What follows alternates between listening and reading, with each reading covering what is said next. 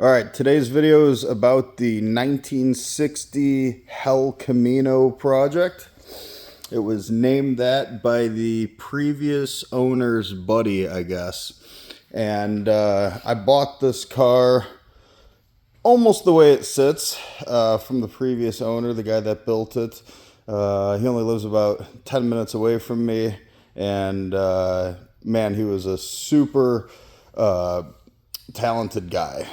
This car is sitting on 80s C4 Corvette suspension, so it's fully independent. It's got disc brakes, power steering. It drives like a Corvette. It's got a stiff suspension, but it handles well.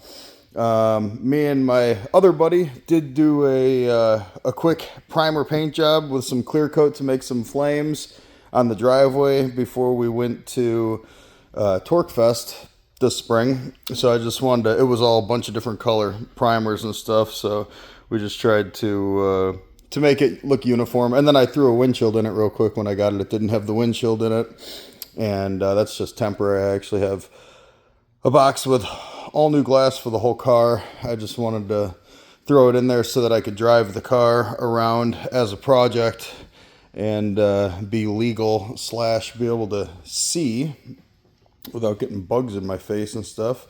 And I have got caught in the rain already a couple times, so it's nice to have a windshield, even though I don't have wipers or back windows. But anyways, so the guy before me that built the car, Scott, or started the build, I should say, he did Dakota digital gauges. They are fantastic. Really cool options.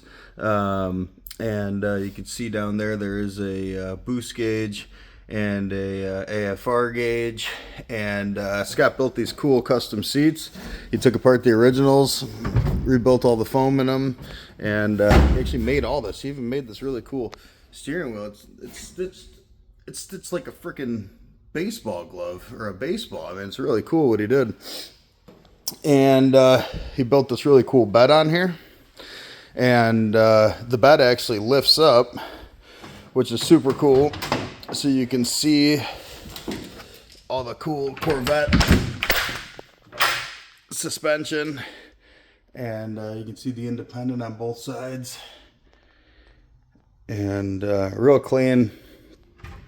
So some of the things that I've been doing since I got the truck was when I took it in to get an alignment, because after he built the suspension, he never aligned it. When I took it in for the alignment, my buddy that works there, he's like, "Hey man, how do I start the car?"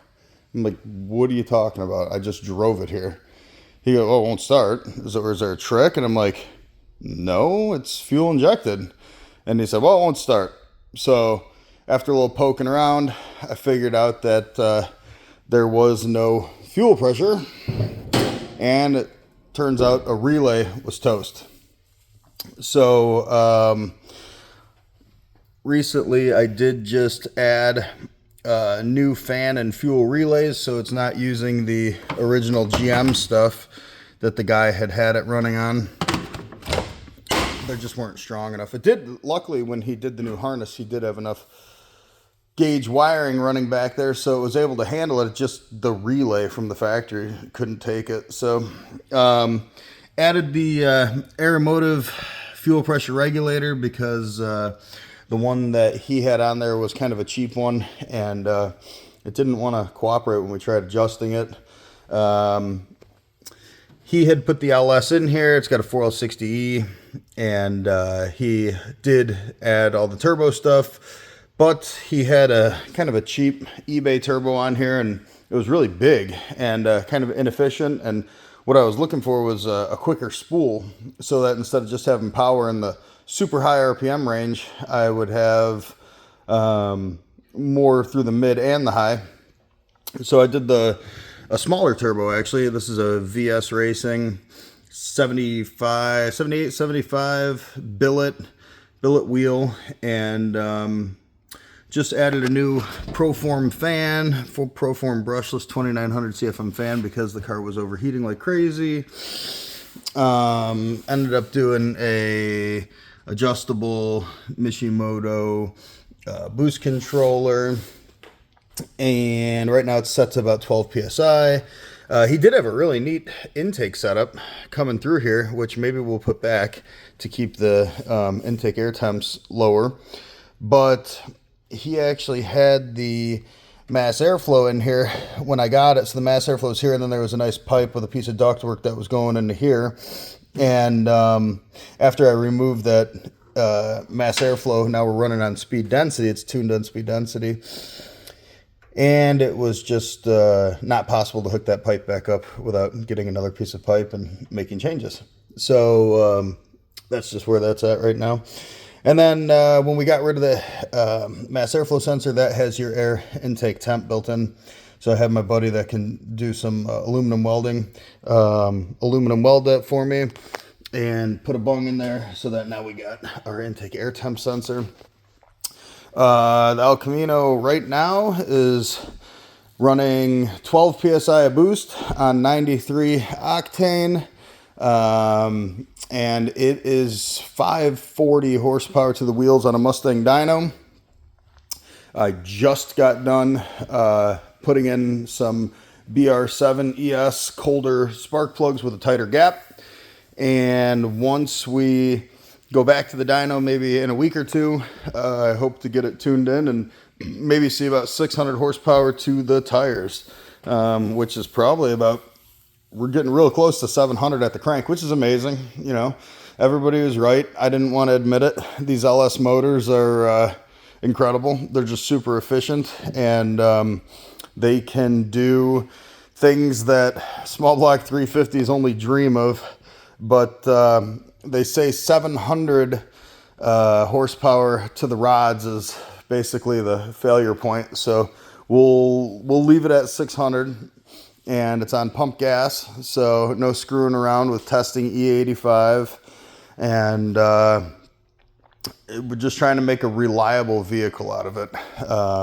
Just working out the bugs from Scott, the guy who started the project, which, man, he was so close when he got rid of it, but he was moving to Texas, and he couldn't take the project with him. But I never want to stop giving him credit for everything that you see, because, you know, if it wasn't for him, it wouldn't sit on this crazy suspension. It wouldn't have this motor, and all the little things that go into it, you know, the motor mounts, the turbo kits, you know, I mean, he really went nuts when he put it together. He did all new bushings and all new steel. This thing was a rot box. He put new bedsides on it, and rockers, and he went crazy. The floors are all new inside, and they're all handmade. He did a great job. So I have this this pile of parts. So this is what I'm working with right now. All this stuff needs to go back on that car. So we'll get there, but wanted to sort out the mechanical stuff before we started playing with the body. And don't want to be leaning over fresh paint trying to fix bugs and work out problems. So that's where it is. Check out the other videos if you want to see it on the dyno. It's a cool project. Maybe by this time next year, maybe it'll actually be painted and done. We'll see. Have a good one.